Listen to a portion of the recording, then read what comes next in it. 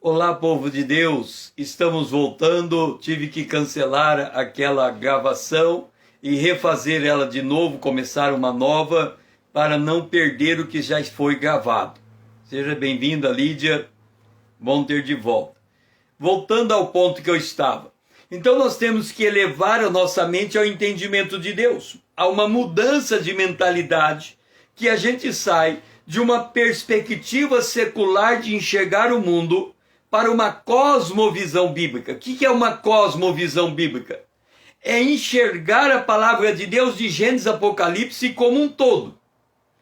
Não se aprende as escrituras como se faz no ensino secular, onde a opinião da pessoa pode prevalecer sobre o conteúdo aprendido.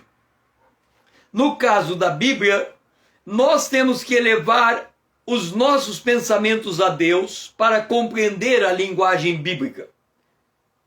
Então, há necessidade de uma mudança na maneira como nós percebemos as Escrituras. Veja o que está escrito em 2 Pedro, capítulo 1, o versículo 20 e 21. Sabendo primeiramente isso, que nenhuma profecia da Escritura, olha só, provém de particular elucidação. Porque nunca, jamais, qualquer profecia foi dada por vontade humana. Entretanto, homens santos falaram da parte de Deus, movidos pelo Espírito Santo. Então, quando nós lemos a profecia, nós não podemos usar uma particular interpretação. É por isso que a Bíblia precisa interpretar a própria Bíblia. E nós temos que entrar no mundo bíblico para extrair dele o conhecimento e o entendimento daquilo que é a palavra profética. Caso contrário, nós não vamos entender do que se está falando. Veja só. É o jogo de futebol. Praticamente grande parte dos brasileiros gostam do jogo de futebol, mas tem aqueles que não gostam. Mas vamos pegar um outro tipo de esporte, o futebol americano. Uma grande parte de brasileiros nem sabe o que é o futebol americano, quanto mais gostar do futebol americano. Gostam do futebol brasileiro, não do futebol americano. Agora, por que nós temos dificuldade de gostar ou deixar de gostar de um esporte em particular? Porque não conhecemos a regra, o jeito de jogar. A gente vê um monte de homens. Se o futebol, você não sabe a regra, o que você vê? 22 homens correndo atrás de uma bola. É tudo que você consegue enxergar se você não entende a regra. Assim também é a palavra profética. Se você não entende a linguagem da palavra profética, você fica boiando naquilo que está acontecendo. Agora, note uma coisa. Nós estamos falando de interpretar a Bíblia. Particularmente, eu não gosto muito da palavra interpretar, porque quando a gente lê ou usa a palavra interpretação, é eu tirando o sentido que está ali no texto. Na verdade, eu entendo que a palavra mais adequada é a palavra compreender. É entender à luz de. Tipo assim, eu não sei como é que você lê um livro. Um livro sobre doutrina, por exemplo, doutrina da Bíblia. Vamos pegar um livro de doutrina da Bíblia. Quando eu leio um livro de um determinado autor, que ele defende uma doutrina bíblica, independente se eu concordar ou discordar dele, a primeira coisa que eu faço é tentar entender o que é que ele está dizendo. Eu vou me esforçar ao máximo para entender exatamente como se eu estivesse me colocando no lugar dele e defendendo a posição dele, mesmo que eu não acredite no que ele esteja dizendo. Aí eu posso dizer: eu sei o que ele está dizendo. Eu sou capaz de defender a posição dele. Eu sou capaz de reconstruir a posição dele. Só depois que eu cheguei nesse nível é que eu posso contestá-lo. muito mais a Bíblia. Somente quando nós chegamos no nível da revelação da palavra é que nós vamos de fato entendê-la. Agora, muitos dizem assim, César, a Bíblia, principalmente o Apocalipse, é um livro que não dá para entender, cheio de figura.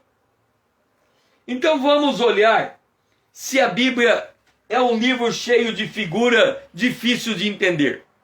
Vamos abrir Apocalipse, capítulo 1. Apocalipse, capítulo 1, o versículo de número 12.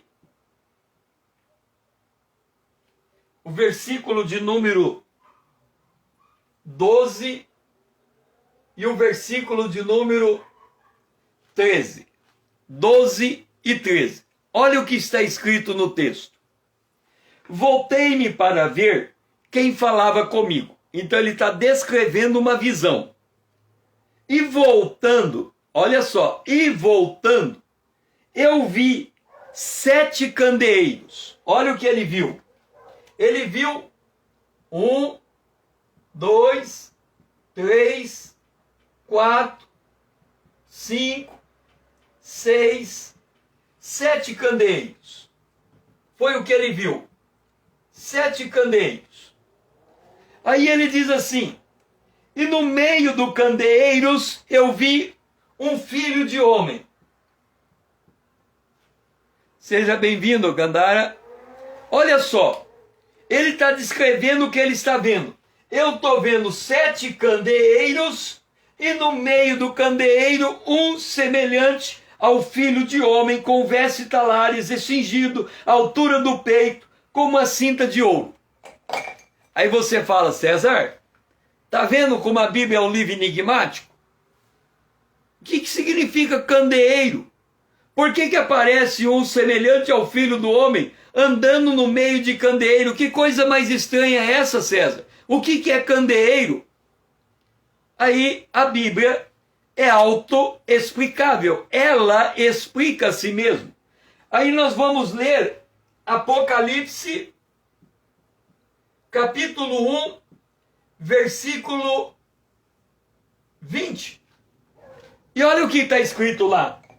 Quanto ao mistério das 7 estrelas, porque no texto seguinte diz que na mão direita,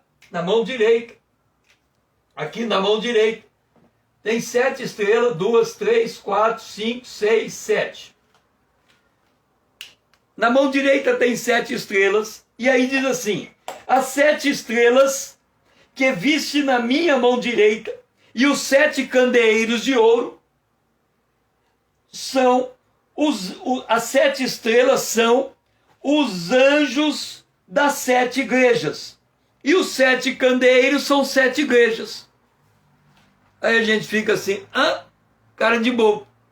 Ué, então por que complicou? Por que João já não fala, eu vi 7 igrejas, eu vi Jesus Cristo no meio das 7 igrejas e vi 7 pastores ao lado de Jesus? Por que ele tinha que escrever? Eu vi candeeiro, aí lá na frente diz, candeeiro é igreja. Eu vi 7 estrelas, lá na frente ele diz, 7 estrelas são pastores, ou anjo das igrejas. E eu vi o filho do homem é Jesus Cristo. Por que ele complicou? E no mesmo lugar, no mesmo texto, ele simplifica e explica. Deixe-me dizer uma coisa, presta atenção nisso. Se você quer construir uma casa, mas uma casa do sonho, você compra um terreno. Aí você chama um arquiteto e diz assim, arquiteto, eu quero que você desenhe uma casa para eu morar. Aí o arquiteto faz um monte de perguntas para você e para sua família. E aí ele vai lá e traduz num projeto a casa do seu sonho. O que ele faz depois? Ele cria um projeto em 3 dimensões.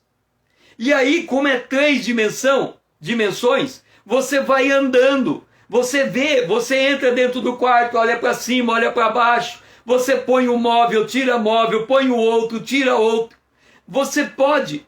Então, quando você tem uma visão como candeeiro, É porque existe um conjunto de significados que é tão rico que se você falasse é uma igreja, você não carregaria junto com a igreja todo o significado que você quer colocar naquela figura de linguagem chamada candeeiro.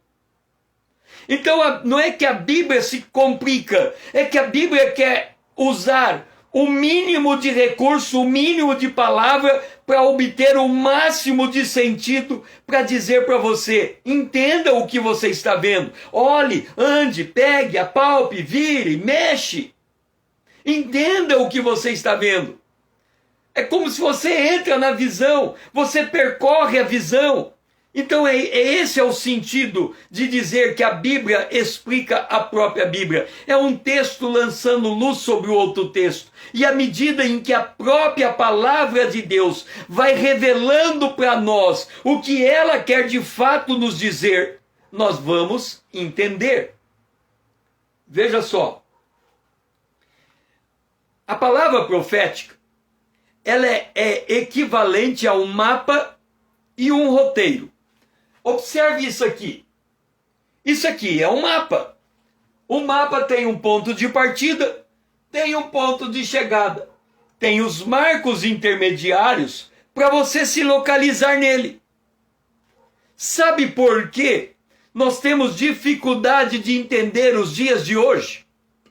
Porque a gente não sabe em que momento da história nós estamos.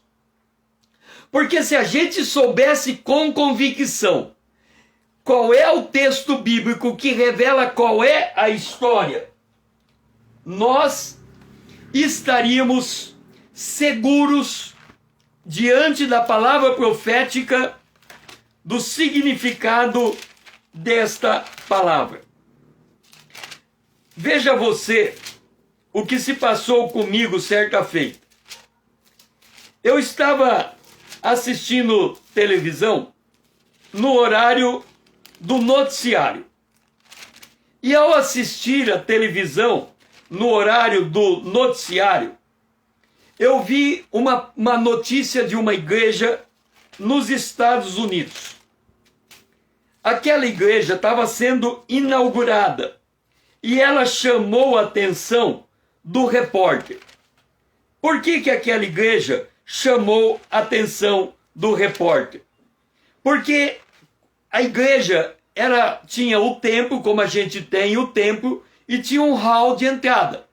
Um hall. Muitas igrejas que a gente tem um hall de entrada em que as pessoas ficam naquele hall até conseguir entrar naquela igreja. E aí, naquele hall tinha um bar. E naquele bar vendia cerveja. E aí, vendia cerveja dentro da igreja. Um bar vendendo cerveja. Aí, o repórter perguntou assim para alguém: escuta, não é estranho você sair do culto, vir aqui para o hall da igreja e comprar uma cerveja e beber a cerveja? Ele respondeu assim: por que não podemos beber? O dia de hoje é bom e o de amanhã será melhor ainda. Ele disse isso. Por que não podemos beber? O dia de hoje é bom e o dia de amanhã será melhor ainda. Naquele dia, eu assisti isso ao meio-dia, voltei para casa e fui orar com minha, na época, noiva, hoje esposa, e eu abri a Bíblia ao acaso. Eu não estou achando o texto aqui, mas ao abrir a Bíblia, estava escrito assim: eles são cães gulosos, eles ladram, mas eles não sabem o que fazer. Eles dizem: o dia de hoje será bom e o de amanhã será melhor. A cena que eu vi daquela notícia era exatamente igual à cena retratada no livro de Isaías. E aí eu entendi que aquela igreja estava sendo conduzida por cego dirigindo cego. cego guiado por cego. Por quê? Porque é o que o texto aqui de Isaías estava dizendo. Eles são cães, estão latindo, alguma coisa assim. Eles dizem, o dia de hoje é bom e o de amanhã será melhor. Então significa que quando você consegue ler o noticiário e enxergar na Bíblia o que está acontecendo no noticiário, você se situa, você sabe o que fazer. Agora, a palavra profética é como alguém buscando um tesouro escondido. Provérbios, capítulo 2, versículo 4 a 5 diz: Se buscares a sabedoria como a prata, e como a tesouro escondidos a procurares, então entenderás o temor do Senhor e acharás o conhecimento de Deus. O meu convite para você é que você venha junto comigo para procurarmos o conhecimento de Deus, para aprendermos o que é temer a Deus. A única maneira de nós aperfeiçoar o nosso temor a Deus é conhecendo o que Deus faz. Lembra que ontem nós falamos que Jesus morreu na cruz e que Jesus vai voltar segunda vez? E quando Jesus voltar tem dois objetivos: dar juízo sobre o ímpio e recompensa para o justo. Juízo sobre o ímpio e recompensa para o justo. Se nós entendermos qual é o juízo de Deus sobre o ímpio, quem é que vai querer estar no lugar do ímpio? E se nós entendermos como é que Deus dá recompensa para o justo, quem é que não vai querer ser recompensado por Deus? Então, quando lemos a Bíblia, nós temos que ler a Bíblia até entendê-la, ao ponto dela dizer para nós como temos que viver, como que temos de andar, como que temos de pensar. Ora, para encontrar um tesouro escondido, nós temos que aprender a guardar a palavra profética em nosso coração. Diz o Salmo 119, verso 11: Guardo no coração as tuas palavras para eu não pecar contra ti. Eu já citei o texto de 1 Pedro, que diz que a palavra profética é como uma luz em uma escuridão, que vai clareando cada vez mais até ser dia perfeito. Significa que o que eu estou falando para você agora, talvez você vai entender daqui 1 ano, daqui 2 anos, daqui 5 anos, daqui 10 anos. Por que, César? Porque à medida que os acontecimentos forem se evidenciando na terra, você vai lembrar: agora eu entendi aquela palavra, agora eu entendi aquele detalhe, agora eu entendi aquele lance, agora eu entendi aquela figura. Mas como que você vai conseguir fazer isso? Se você guardar a palavra no teu coração, para ir comparando a realidade com a palavra que está dentro. Lembra de Maria? Maria levou Jesus, bebê, de colo. E aí teve a profetisa Ana. E teve o profeta Simeão. Eles profetizaram para ela. E ela não entendeu. O que ela fez? Guardou aquela palavra no coração dela para entender depois. Tem uma palavra que eu já li várias vezes, e ela está escrita assim, dita a Maria: Maria, uma espada vai traspassar a tua alma. É difícil nós entendermos em que momento Maria sofreu nessa intensidade. Quem sabe foi aos pés da cruz, quando ela ficou vendo seu filho morrer diante dos seus olhos. O anjo tinha dito: a espada vai transpassar a sua alma. Jesus morreu aos 33 anos. Significa que Maria guardou aquela palavra por 33 anos. Agora você vem e fala, César, como é que eu vou guardar uma palavra por 30 anos? Só tem um jeito de você guardar, dois. Vou dar dois. Dois jeitos de você guardar a palavra. Um é você memorizar até guardar. Repete, repete, repete, repete, repete. Uma hora, guarda. Mas tem uma outra maneira de gravar, de guardar a palavra. É você ler até entender. Porque depois que você ver, você conseguir ver, nunca mais você andará como cego. Entende?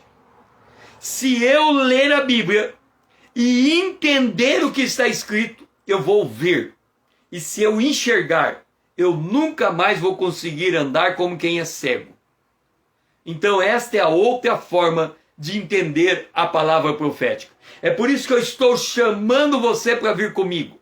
Porque eu vou debulhar a palavra profética. Eu não tenho pressa. Você vai dizer, César, por que você não tem pressa? Jesus ainda não veio. Mas ele pode vir de hoje para amanhã. Mas se ele demorar um pouco mais, eu vou estar preparado com profundidade na palavra. Então eu vou usar todo o tempo entre agora até a hora dele chegar, para me preparar com substância, de forma que eu não seja enganado pelo engano que está vindo sobre o planeta Terra. Então não importa se eu vou ensinar hoje o Apocalipse do capítulo 1 ao 22, ou se eu vou levar 10 meses para ensinar um capítulo. O que importa é que a gente, aquilo que for ensinado, a gente consiga compreender a natureza das coisas. Outra coisa, se nós entendemos e estamos guardando, nós temos que estar pronto e vigilante. Eu tenho uma brincadeira, deixa eu dizer para você uma coisa. Eu tinha que tratar com uma criança que precisava fazer uma denúncia de um maltrato que ela sofreu. E aquela denúncia exigia que ela contasse o fato. E ela provavelmente passaria por um período de 7 horas, como ela de fato passou, com os investigadores questionando tudo o que aconteceu com ela. Então aquela menina, ela precisava ser preparada para chegar diante de um oficial de justiça, diante do escrivão, e relatar o que aconteceu com ela. Como é que eu ia fazer esta menina estar preparada para uma hora como esta? Eu pedi para ela, dá um pulo. E ela pulou. E ela caiu na terra. Eu falei, pula de novo. Ela pulou e caiu na terra. Aí eu disse assim para ela, sabe essa terra, quando você bate o teu pé no chão e você bate e cai em cima dela? Ela falou, sei. Eu falei, pois essa terra, um dia teve um dilúvio e cobriu todo o planeta Terra. E todo homem mau morreu nesse dilúvio. Mas Deus preparou uma arca e o homem bom ficou dentro dessa arca e foi preservado. E aí eu perguntei para ela, você acredita que tem homem mau na terra? Ela falou, eu acredito. Eu perguntei para ela, você conhece algum homem mau? Ela disse, conheço. Eu perguntei para ela, esse homem mau fez algo que te machucou? Ela falou, fez. Aí eu perguntei para ela, você está disposta a contar a maldade desse homem para uma outra pessoa? Ela falou, tô. Aí ela saiu dali, foi lá e contou.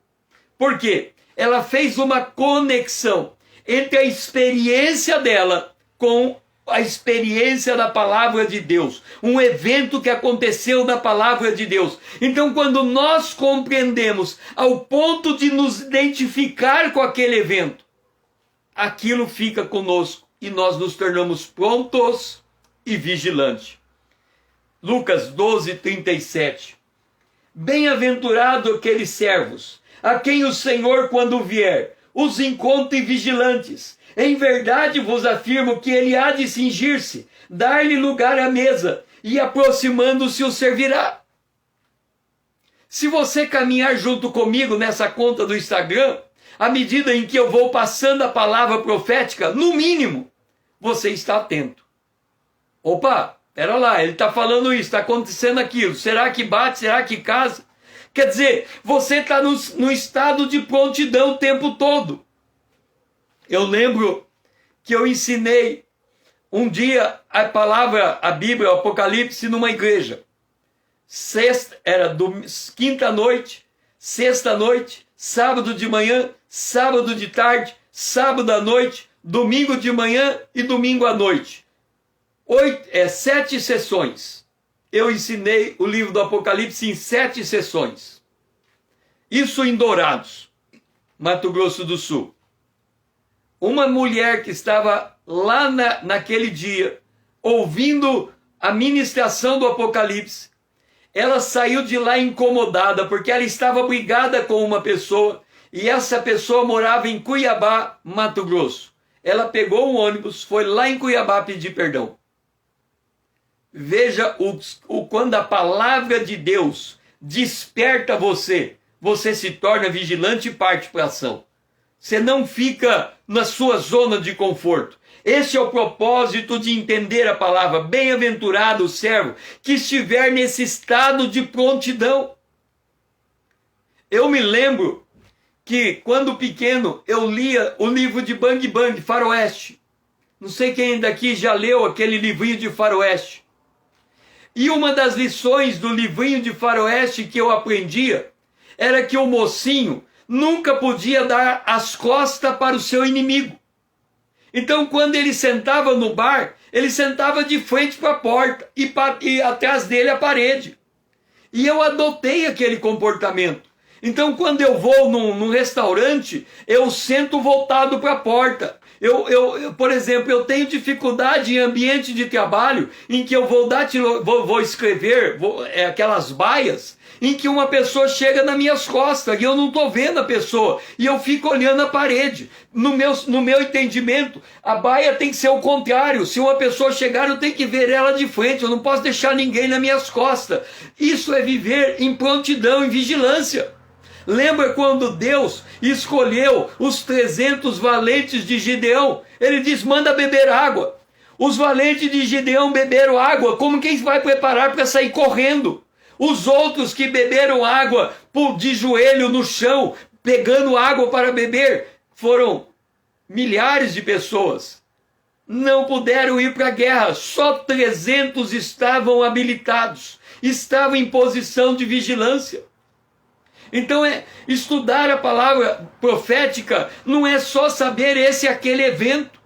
É conhecer o evento ao ponto de ficar ouriçado, preparado, vigilante. Jesus disse, quando essas coisas começarem a acontecer, levante a cabeça, porque a redenção está perto. Então é viver nessa expectativa, Senhor, será agora? E se tocar a trombeta? Será agora, Senhor? Nós também temos que aprender a prescrutar a realidade, quer dizer, olhar com profundidade a realidade. Segundo aos Coríntios, capítulo 4, verso 18. Não atentando nós nas coisas que se veem, mas nas que não se veem, porque as que veem são temporais, e as que não se veem são eternas. A Bíblia diz que Satanás chegou para Jesus e falou assim, tá vendo, todos os reinos da terra são meus, eu dou para você. Tá vendo, todos os reinos da terra são meus, eu dou para você. Quando Jesus chegou diante de Pôncio Pilato disse assim, se você me pedir, eu te liberto. Jesus disse, você só tem poder para me libertar porque meu pai te deu. Mas eu não vou pedir não, porque se eu quisesse eu mandava anjo e eles me tiravam daqui. Mas eu não vou pedir para você me libertar não, você vai me mandar para a morte. Aí, eu vejo hoje os crentes formando partido político para ter um cristão crente na presidência da República. Aí eu fico pensando, um presidente cristão na presidência da República, quando Satanás diz para Jesus que todos os governos da terra são dele, E quando Jesus, diante de um governante, diz: você fica com o teu reino porque não é o meu. Aí eu pergunto, qual é o grau de discernimento desse crente? Eu não entendo. A Bíblia diz que no final dos tempos os reis da terra se juntarão contra o cordeiro, dando poder para o dragão. E os crentes estão querendo um presidente cristão. Eu não entendo. A Bíblia diz que os reis da terra, Salmo 2, se levantam e junto se macomunam contra o Senhor e o seu ungido, rompendo com as leis de Deus. E eu estou vendo todo dia leis contra a palavra de Deus sendo aprovada, e tem gente querendo um cristão presidente. Quando o mundo jaz no maligno, e o mundo está sendo preparado para a vinda de Jesus e o embate final entre Jesus e o anticristo. E aí eu não entendo esse tipo de coisa. Por quê? Não prescruta a realidade. Ele vê a coisa que ele enxerga com seus olhos. Ele não sabe do mundo invisível que está interferindo e da batalha entre as trevas e a luz. Então nós não podemos ser tão simplórios assim. Nós temos que descortinar esse mundo, por isso que Apocalipse é a palavra da revelação. Nós temos que tirar a cortina do mundo e olhar por detrás da cortina. Isso é prescutar, é olho de águia, é olhar mais longe, é não ser enganado por uma manchete qualquer.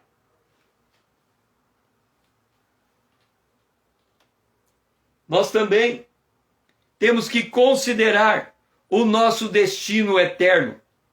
Por isso, nesse tabernáculo gememos, aspirando por sermos revestidos da nossa habitação celestial.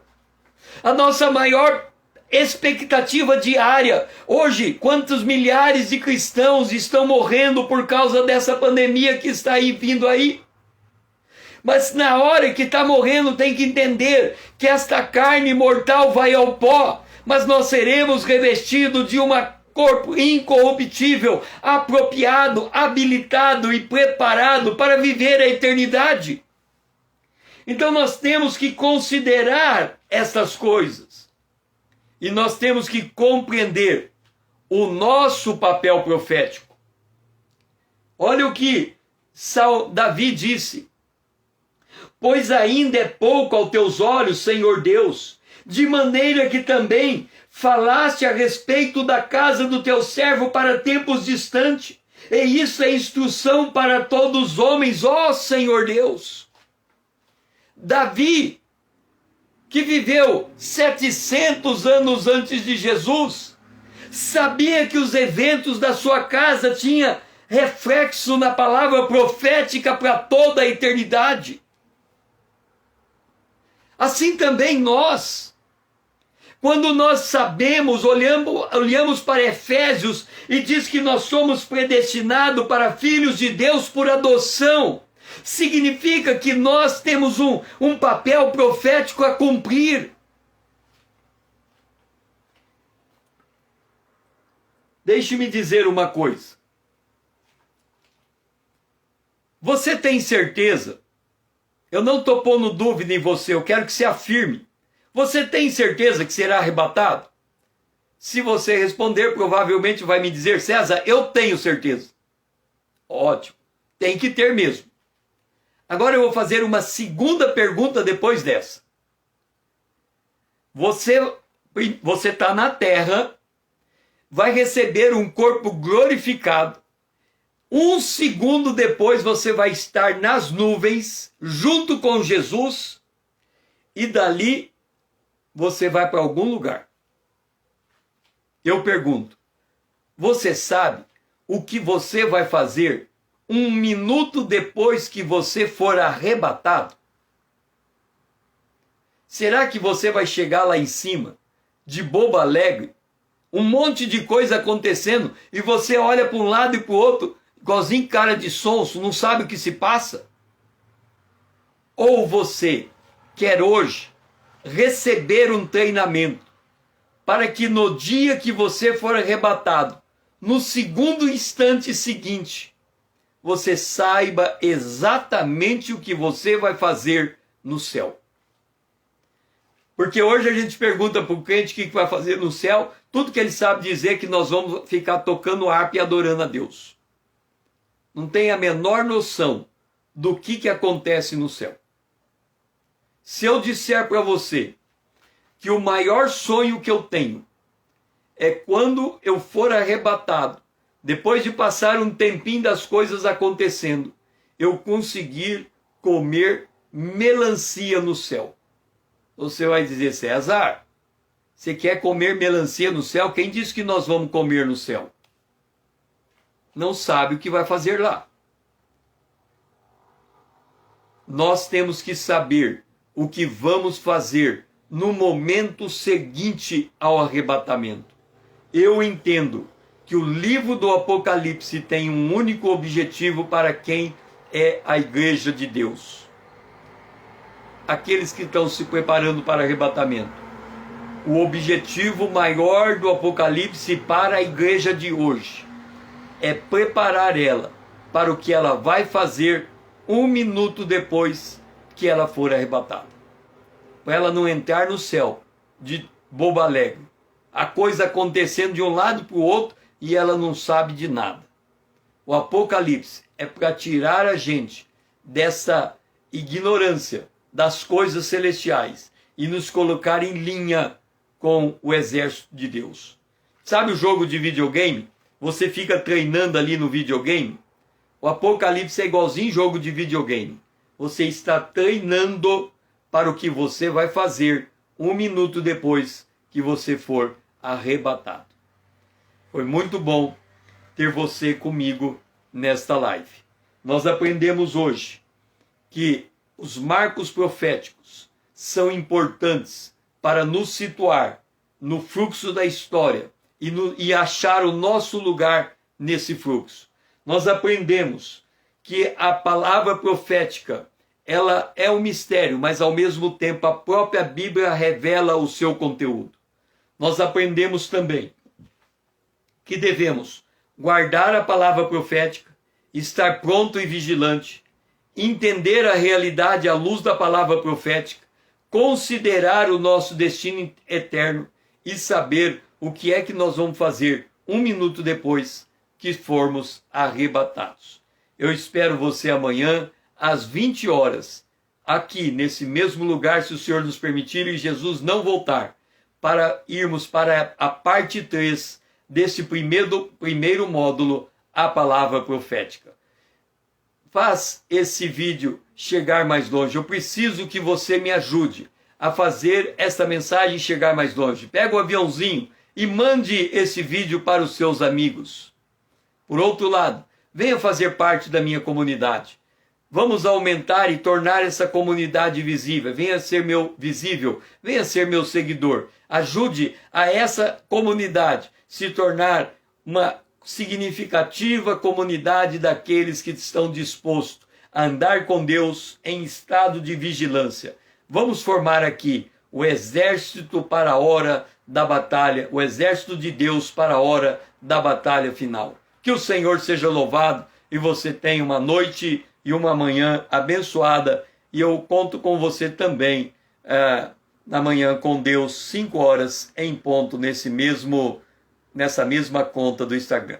Que o Senhor te abençoe e te guarde.